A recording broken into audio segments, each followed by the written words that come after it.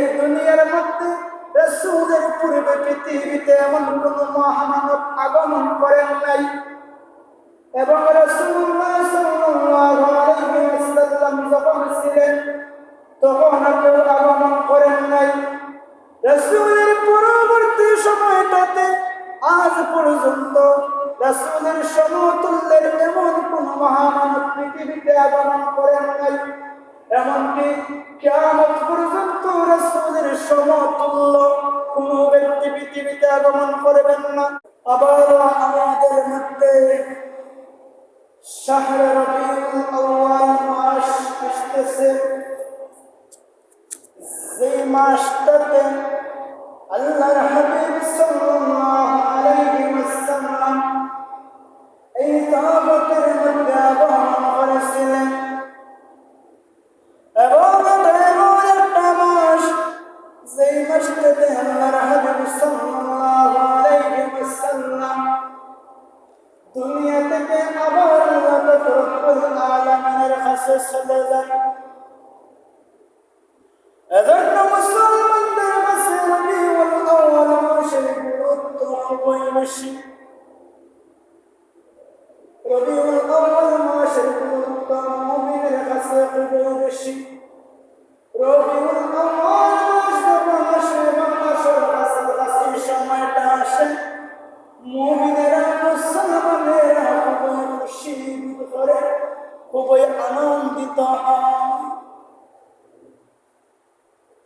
এবং এই মাসটাতে একমাত্র শয়তান এবং তার অনুসারী ছাড়া আর কোনো মুসলমান নারাজ হয় না, বেজার হয় না, একমাত্র শয়তান এবং তার অনুসারীরা ছাড়া। সম্মানিত হাজির, আমরা গত বছর রবিউল আউয়াল মাসে রাসূলুল্লাহ সাল্লাল্লাহু আলাইহি ওয়াসাল্লামের জিন্দেগানির কিছু বিষয় নিয়ে আলোচনা করেছিলাম।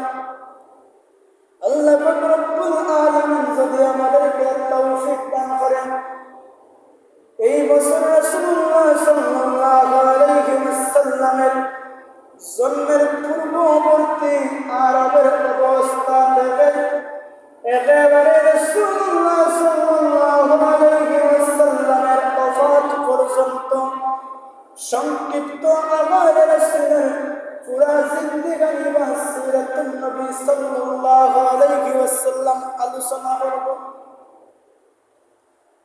আল্লাহ পাক রব্বুল আলামিন আমাকে এই দীর্ঘ সময় ব্যাপী কয়েক শুক্রবার ব্যাপী আলোচনা করার তৌফিক দান করতাম এবং আপনাদেরকে আমলের নিয়তে, জানার নিয়তে, বোঝার নিয়তে রাসূলের জিন্দেগানি ভালোভাবে শোনার, আমল করার তৌফিক দিতে সবাই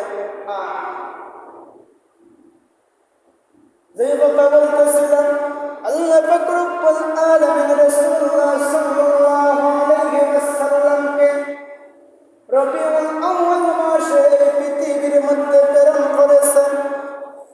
কোরআন কারীমের মধ্যে আল্লাহ পাক রব্বুল আলামিন বলেন, লাকাদ কানা লাকুম ফি রাসূলিল্লাহি উসওয়াতুন হাসানাহ।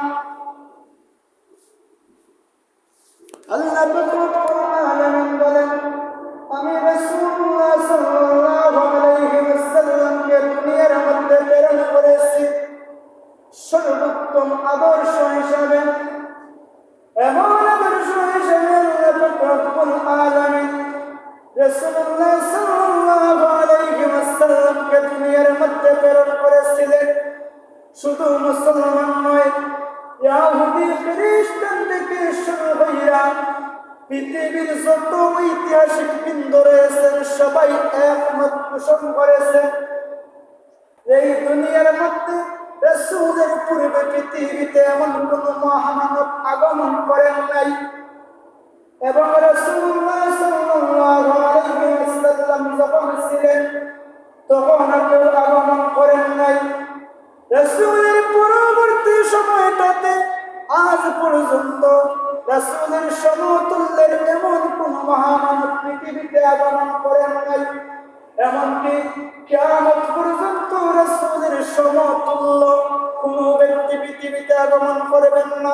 কারণ রাসূলুল্লাহ সাল্লাল্লাহু আলাইহি ওয়াসাল্লামকে যদি আমরা রাসূল হিসেবে চিন্তা করি, পৃথিবীর সর্বশ্রেষ্ঠ রাসূল মুহাম্মদ সাল্লাল্লাহু আলাইহি ওয়াসাল্লাম, যদি আমরা নবী হিসেবে রাসূলকে কল্পনা করি, পৃথিবীর সবচেয়ে শ্রেষ্ঠ নবী আমাদের নবী।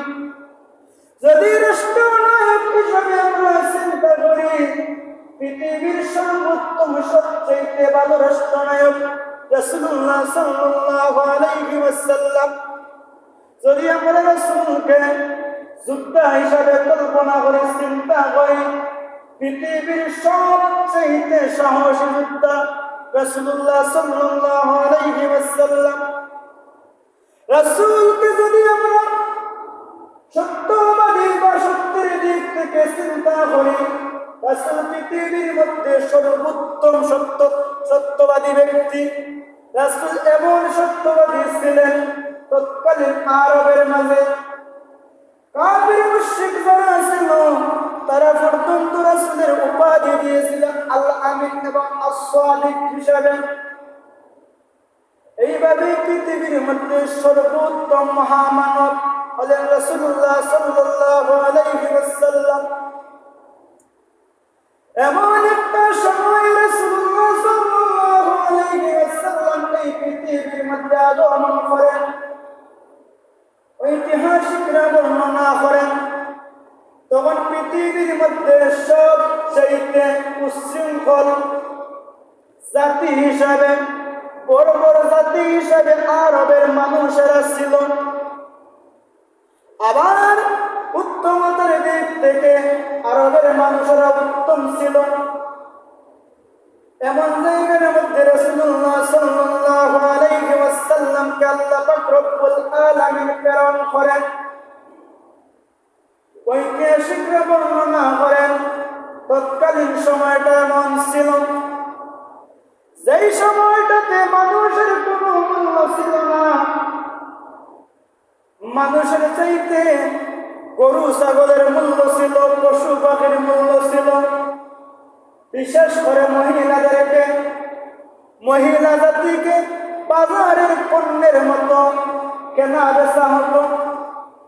জওয়ান থেকে শুরু হইয়া এমন কোনো খারাপ কাজ তৎকালীন সময়ের মধ্যে ছিল না যা দুনিয়ার মধ্যে নাই।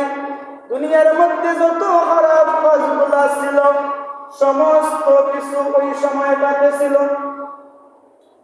ঐতিহাসিকরা বর্ণনা করেন, ওই সময়ের জাতিটা এত বেশি নিকৃষ্ট ছিল, ওই সময়টাতে সমকামিতা ছিল, ওই সময়টাতে দর্শন ছিল, জিনা ছিল, ব্যভিচার ছিল। ওই সময়টাতে একজন মানুষ আরেকজন মানুষকে ছোট কারণ নিয়ে হত্যা পর্যন্ত করত।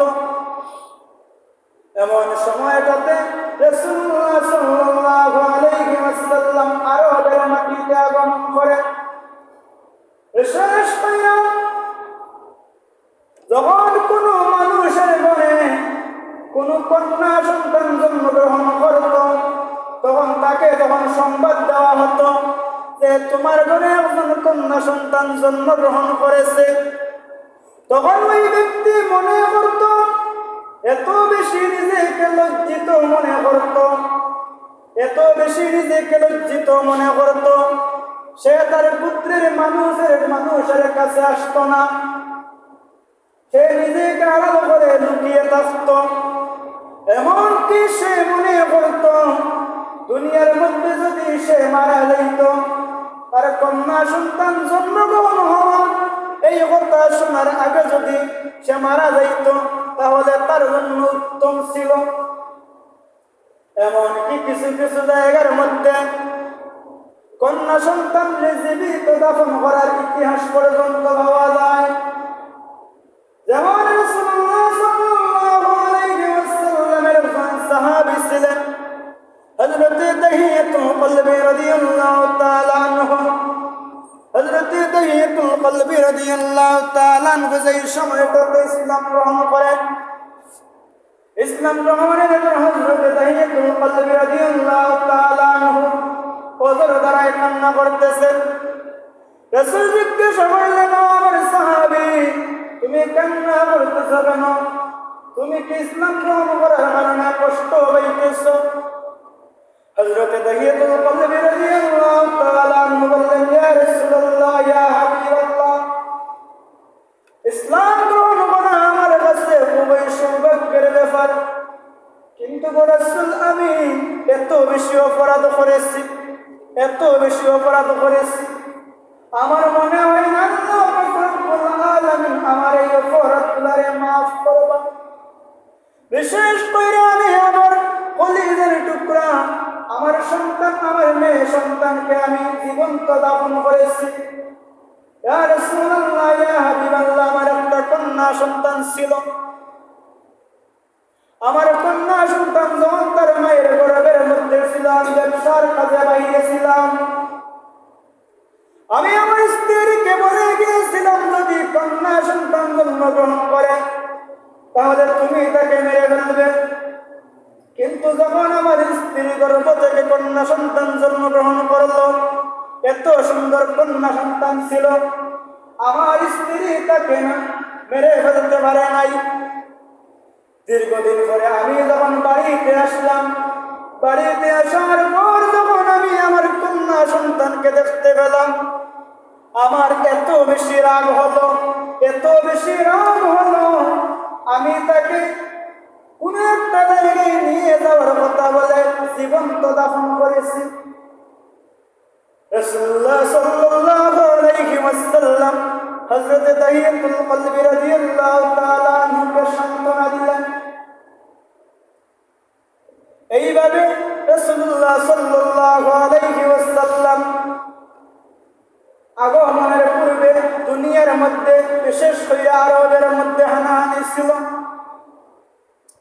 আরবের মধ্যে এমন পরিস্থিতি ছিল, ছোট ছোট কারণ নিয়ে বছরের পর বছর, যুগের পর যুগ, সময়ের পর সময় যুদ্ধ লেগে থাকতো, ফাসাদ লেগে থাকতো। রাসূলুল্লাহ সাল্লাল্লাহু আলাইহি ওয়াসাল্লাম পৃথিবীতে আসার পর শান্তি সৃষ্টি হলো। রাসূলুল্লাহ সাল্লাল্লাহু আলাইহি ওয়াসাল্লাম যেই বছরটাতে পৃথিবীতে আগমন করেন, রাসূলের জন্মের আগে বেশ কিছু ঘটনা ঘটেছিল। তার মধ্যে অন্যতম ছিল আবরাহা বাহিনী যখন কাবা শরীফ ধ্বংস করার জন্য মদিনার দিকে রওনা হয়েছিল, আল্লাহ পাক রব্বুল আলামিন আবরাহা বাহিনীকে ধ্বংস করে দিয়েছিলেন। আবরাহা বাহিনীকে এমন ভাবে ধ্বংস করেছিলেন, আবরাহা বাহিনী যখন বিশাল বাহিনী, হাতি ঘোড়া সহ এমন বড় বাহিনী ছিল, পুরো বাহিনী যখন কাবা শরীফ ধ্বংস করার জন্য কাবার দিকে রওনা হলো, মক্কার দিকে রওনা হলো, রাসূলুল্লাহ সাল্লাল্লাহু আলাইহি ওয়াসাল্লামের দাদা হযরত আবু তালিবকে যখন আবরাহা বাহিনী বলল, আবু তালিব, তুমি কি আমাদের সাথে যুদ্ধ করতে চাও?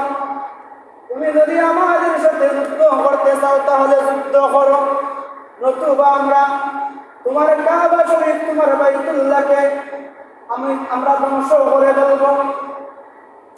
আব্দুল মুত্তালিব তখন মক্কার যত মানুষ আছেন তাদের সবাইকে নিয়ে একত্রিত হয়ে গেলেন। একত্রিত হয়ে বললেন, ও মক্কাবাসী, আমাদের সামর্থ্য নাই আবরাহা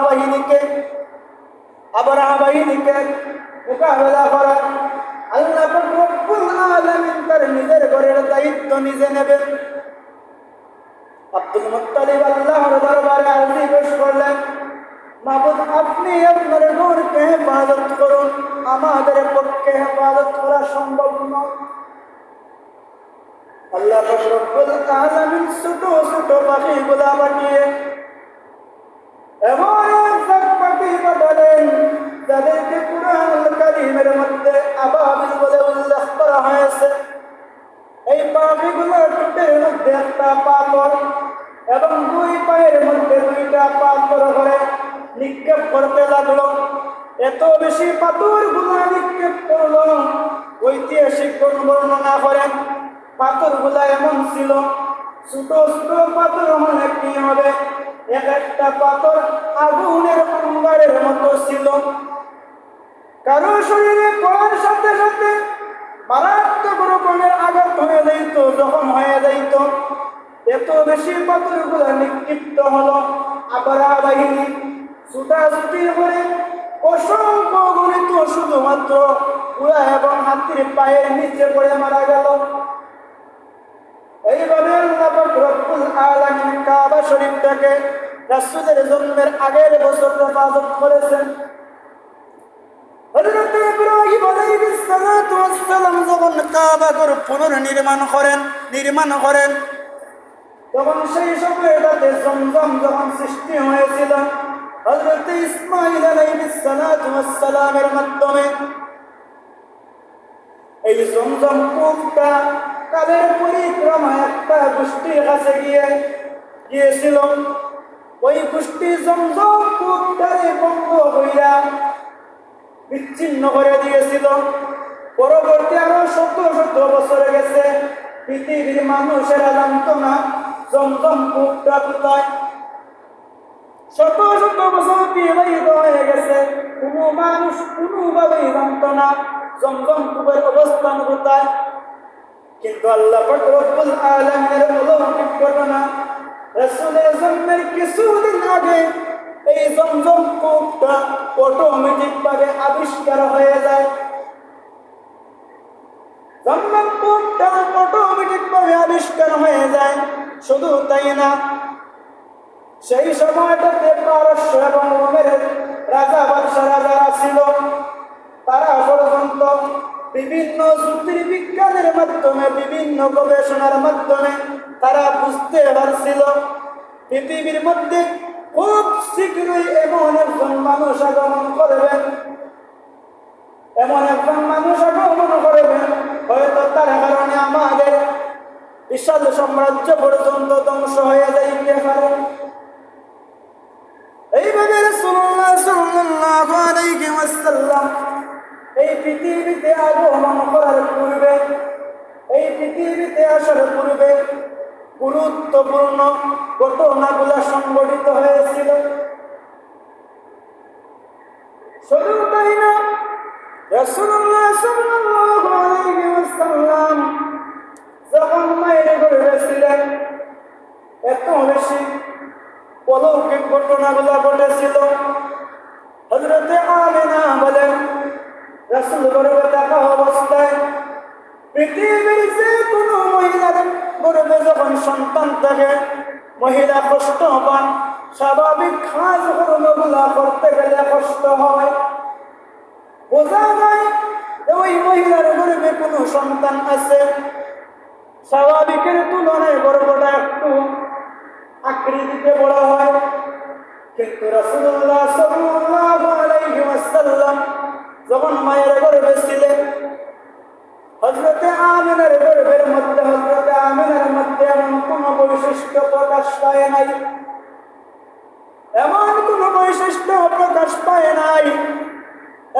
এমন একটা ঘটনা পাওয়া যায়, আমিনা একদিন কোন একটা কাজের জন্য একটা জায়গার মধ্যে রওনা দিয়েছেন।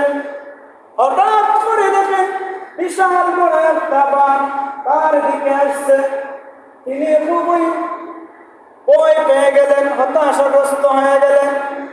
কিন্তু বাঘটার সামনে এসে তাকে সালাম দিয়ে জিজ্ঞাসা করলো, তাকে বলল, ও আমিনা, আপনি ভয় পাবেন না, আপনাকে আমি হত্যা করার জন্য, খাওয়ার জন্য আসি নাই, শুধুমাত্র আপনাকে সালাম দেওয়ার জন্য এসেছি। এইভাবে রাসূলুল্লাহ সাল্লাল্লাহু আলাইহি ওয়াসাল্লামের জন্মের আগের অলৌকিক ঘটনা ঘটেছে। যখন আমেনা পানি আনার জন্য কূপের মধ্যে গেলেন, সেই কূপ থেকে পানি তুলতে গেলে এত পরিমাণ কষ্ট হয়, লম্বা রশি দিয়ে বালতিকে কূপের নিচে ফেলে পানি তুলতে হয়। আমেনা যখন কূপের কাছে গেলেন, আল্লাহ পাক রব্বুল আলামিন হযরত জিবরিল আমিনকে ডেকে বলেন, ও জিবরাইল, তাড়াতাড়ি তুমি যাও, আমার বন্ধুর মা আমেনা পানি আনার জন্য নেওয়ার জন্য এসেছে। হযরত জিবরিল আমিন আলাইহিস সালাতু ওয়াস সালাম হযরত আমেনা তার বালতিটাকে কূপের মধ্যে দিতে দেরি হয়েছে। কূপের পানি একেবারে উপরে উঠে আসতে দেরি হয় নাই, কোনো কষ্ট ছাড়া স্বাভাবিকভাবে পানিগুলা তুলতে পারলেন। এইভাবে রাসূলুল্লাহ সাল্লাল্লাহু আলাইহি ওয়াসাল্লামের জন্মের আগের অলৌকিক ঘটনাগুলোর মাধ্যমে আল্লাহ পাক রব্বুল আলামিন পৃথিবীবাসীকে জানান দিলেন যে খুব শীঘ্রই তোমাদের মধ্যে এমন একজন মানব আগমন করেছেন, সেই মানব আগমন করার কারণে পৃথিবীর মধ্যে পরিবর্তন সাধিত হবে। রাসূলুল্লাহ সাল্লাল্লাহু আলাইহি ওয়াসাল্লামের যেদিন জন্ম হয়, ওই দিনটাতে এমন কিছু অলৌকিক ঘটনাগুলো ঘটেছিল। পৃথিবীর যে কোনো মহিলার সন্তান জন্মগ্রহণের সময় দাইমা মতো মহিলাদের দরকার হয়, সাহায্য করার জন্য কিছু মহিলাদের দরকার হয়। কিন্তু হযরত আমেনার যখন রাসূলের জন্ম হবে, তখন পৃথিবীর কোন মানুষ আসবে? আল্লাহ পাক রব্বুল আলামিন নিজের পক্ষ থেকে হযরত আসিয়া, হযরত মারইয়াম আলাইহিস সালাতু ওয়াস সালাম সহ পৃথিবীর শ্রেষ্ঠ মহিলারা যারা ছিলেন, তাদেরকে হযরত আমিনার সাহায্যের জন্য প্রেরণ করলেন। রাসূলুল্লাহ সাল্লাল্লাহু আলাইহি ওয়াসাল্লামের জন্ম হলো। উম্মে আয়মান বর্ণনা করেন, রাসূলের যেই দিনটাতে জন্ম হয়, পৃথিবীর সমস্ত মানুষ যখন জন্মগ্রহণ করেন, জন্মগ্রহণ করার পর বড় হওয়ার পর তার খতনা করতে হয়, মুসলমানি করতে হয়। কিন্তু রাসূলের বেলায় তাহা ছিল না। রাসূলুল্লাহ সাল্লাল্লাহু আলাইহি ওয়াসাল্লামকে আল্লাহ পাক রব্বুল আলামিন খতনা সহ পৃথিবীর মধ্যে প্রেরণ করেছেন। স্বাভাবিকভাবে পৃথিবীর কোন সন্তান যখন জন্মগ্রহণ করে, পৃথিবীর মধ্যে আসার পর কান্না করে। কিন্তু রাসূলুল্লাহ সাল্লাল্লাহু আলাইহি ওয়াসাল্লামের ক্ষেত্রে এমনটা ছিল না। পৃথিবীর সন্তানেরা যখন জন্মগ্রহণ করে, তখন পৃথিবীর সন্তানেরা উলঙ্গ থাকে, পরনের মধ্যে কোনো কাপড় থাকে না। কিন্তু রাসূলুল্লাহ সাল্লাল্লাহু আলাইহি ওয়াসাল্লামকে আল্লাহ পাক রব্বুল আলামিন বিশেষভাবে প্রেরণ করে। পৃথিবীর কোন সন্তান যখন জন্মগ্রহণ করে, তখন সন্তানের মায়ের অসম্ভব রকমের কষ্ট হয়। এত বেশি কষ্ট হয়, শুধুমাত্র একজন মা জানেন সন্তান জন্ম দিতে গিয়ে কতটুকু কষ্ট হয়। এমন ঘটনা আমরা দেখতে পারি, সন্তান জন্ম দিতে গিয়ে মা ইন্তেকাল করেছে, সন্তান জন্ম দিতে গিয়ে মায়ের মারাত্মক রকমের ইনজুরি হয়েছে। কিন্তু রাসূলুল্লাহ সাল্লাল্লাহু আলাইহি ওয়াসাল্লামকে জন্ম দিতে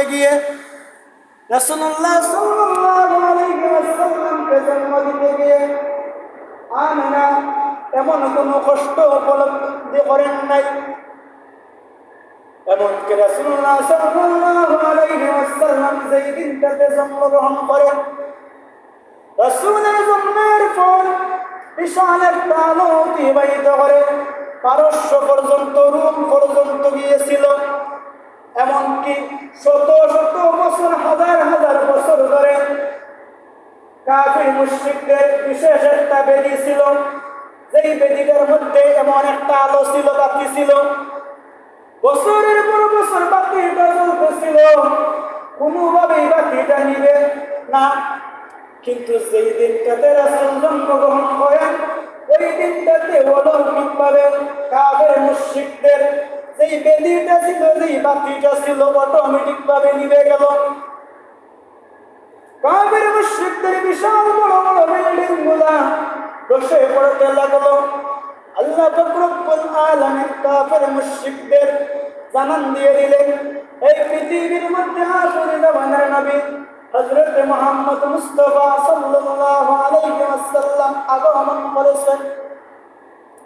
রাসূলের আগমনের দিন পৃথিবীর সমস্ত সৃষ্টিকুল মানুষ থেকে শুরু করে পশু পাখি সবাই খুবই আনন্দিত হয়েছিল, শুধুমাত্র ইবলিস ছাড়া।